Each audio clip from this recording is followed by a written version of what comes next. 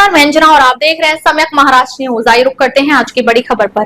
विधानसभा में मारपीट, visitors bank 2 गिरफ्तार। महाराष्ट्र विवाद। महाराष्ट्र विधान भवन में शुक्रवार को हुई मारपीट की घटना ने राज्य की राजनीति को, सुरक्षा व्यवस्था को हिलाकर रख दिया। बीजेपी विधायक गोपीचंद पडलकर और शरद पवार गुट के विधायक जितेंद्र आव्हाड के समर्थकों के बीच हुई इस झड़प के बाद अब विधानसभा में विजिटर्स के प्रवेश पर पूरी तरह रोक लगा दी गई है। घटना गुरुवार शाम करीब 5:45 की है, जब विधान भवन परिसर में दोनों पक्षों के समर्थक आमने सामने आ गए और देखते ही देखते हाथापाई शुरू हो गई। घटना के तुरंत बाद विधानसभा अध्यक्ष राहुल नार्वेकर ने मुख्य सुरक्षा अधिकारी से विस्तृत रिपोर्ट तलब की।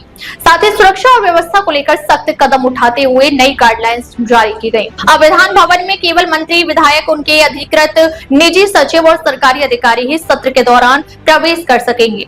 आम नागरिक, समर्थक या विजिटर्स को सत्र के दौरान विधान भवन में प्रवेश की अनुमति नहीं दी जाएगी। इसके अलावा मंत्रियों को अपनी बैठकों और विजिटर्स से मुलाकात के लिए सचिवालय या मंत्रालय से ही व्यवस्था करनी होगी, न कि विधान भवन में। इस मामले में अब तक 2 लोगों को गिरफ्तार किया गया है।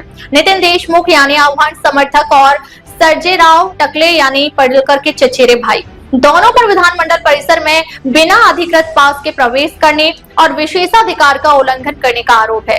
इनके साथ 6-7 अज्ञात लोगों के खिलाफ भी एफआईआर दर्ज की गई है।